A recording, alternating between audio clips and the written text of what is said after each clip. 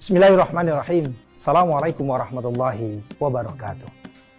Subhanallah walhamdulillah wa la ilaha illallah wallahu akbar. La haula wa la quwata illa billahil aliyil azim. Allahumma salli wa sallim barik alaih. Masya Allah, tabarakallah untuk kita semua saudaraku, para pemirsa dimanapun berada. Alhamdulillah, Ramadan sudah kita masuki. Ada satu pesan di dalam Ramadan ini. Jadikan Ramadan menjadi momentum untuk meningkatkan kualitas ibadah sholat kita dan kuantitas ibadah sholat kita. Di antaranya bagaimana caranya? Meningkatkan kualitas ibadah sholat kita bukan berarti tidak seperti kemarin.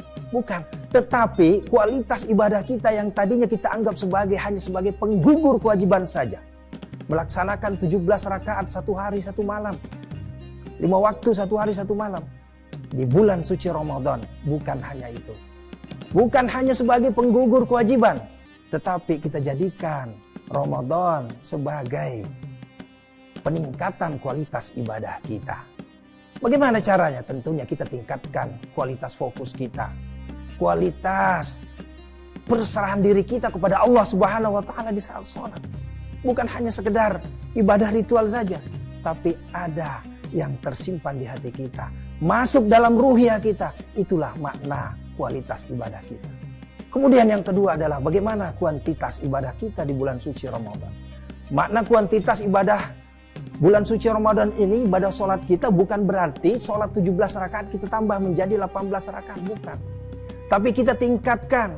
Yang tadinya 17 rakaat itu sudah menjadi kewajiban kita dalam satu hari satu malam. Tetapi kita tambah lagi dengan ibadah sholat-sholat sunnah yang lainnya. Bagaimana duha kita, bagaimana tahajud kita, bagaimana tarawih kita. Dan masih banyak yang lainnya yang harus kita jalankan. Sehingga apa yang terjadi saudaraku? Momentum bulan suci Ramadan terasa nikmatnya. Terasa nikmatnya. Bukan hanya sekedar kita sujud, bukan hanya sekedar kita meminta kepada Allah. Tapi Allah akan membalas apa yang telah kita perbuat. Bahwasanya saudaraku, di saat sholat itulah satu perbuatan yang diperbuat oleh hamba terhadap Tuhannya. Pertemuan hamba terhadap Tuhannya di saat sujud. Oleh karenanya di saat sujud itulah fokus kepada Allah Subhanahu wa Ta'ala. Sehingga apa yang terjadi? Nikmatnya sholat betul-betul kita rasakan. Kemudian di saat kuantitas sholat kita berkurang, maka bulan Ramadan ini kita tambah. Yang tadinya katakanlah tahajudnya hanya 2 rakaat, ayo tingkatkan menjadi 4 rakaat, 6 rakaat, 8 rakaat. Begitupun duha. Jangan sampai bulan suci Ramadan ini kita lalui begitu saja. Kita rugi saudaraku. Pemirsa yang dirahmati Allah Subhanahu wa Ta'ala. Alangkah indahnya di saat nanti bulan Ramadan selesai, maka masuklah bulan Syawal. Disitulah kita meningkatkan ibadah-ibadah sholat kita. Yang tadinya hanya duha 2 rakaat menjadi 4 rakaat, menjadi 6 rakaat, bahkan menjadi 12 rakaat. Indahnya.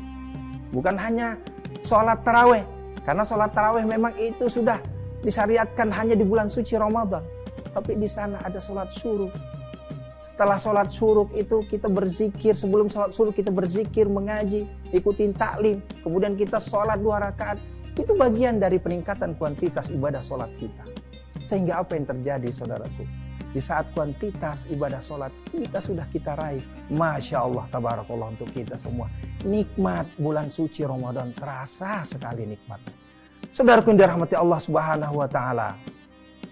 Selain dari kualitas dan kuantitas ibadah sholat kita, ini harus berkorelasi dengan baik. Jangan sampai kuantitasnya bertambah, tapi kualitasnya justru menurun. Maka kualitas yang harus kita tingkatkan, setelah kualitas kita tingkatkan dengan momentum bulan suci Ramadan ini, baru kita tambah kuantitas ibadah sholat kita.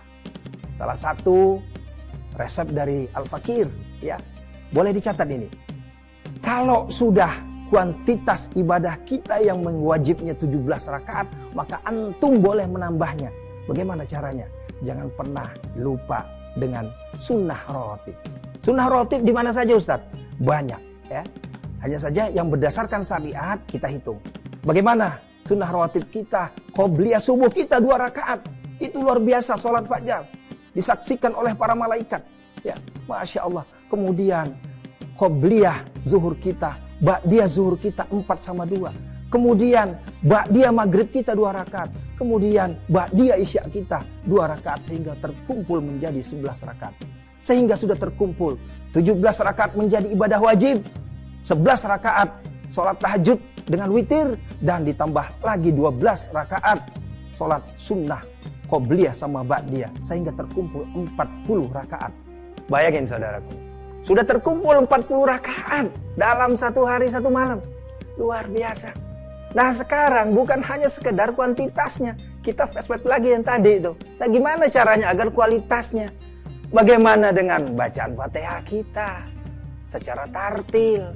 Kemudian kita surah-surah pendeknya, jangan lagi surah pendek.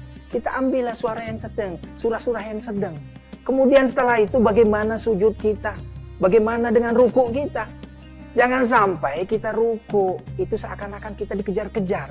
Nah inilah makna meningkatkan kualitas ibadah sholat kita. Begitupun sujud kita.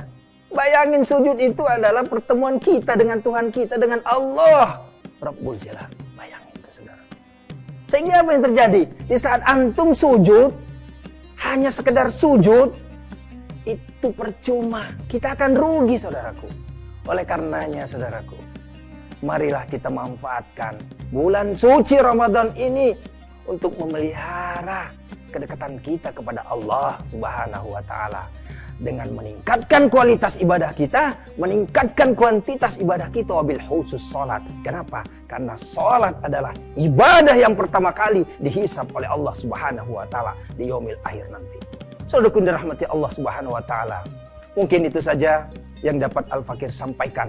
Mudah-mudahan teriring doa buat antum semua. Mudah-mudahan di bulan suci Ramadan ini Allah berikan kita panjang umur, sehat walafiat, sehingga ibadah sholat kita diterima oleh Allah Subhanahu wa Ta'ala dengan niat semata-mata karena Allah Subhanahu wa Ta'ala kita beribadah. Dan teruntuk kepada saudara-saudara kita yang tertimpa musibah, kita doakan mudah-mudahan diberikan kesabaran, dan insya Allah yang dalam wafat, insya Allah wafatnya dalam keadaan husnul khatimah. Terima kasih, mungkin itu saja. Assalamualaikum warahmatullahi wabarakatuh.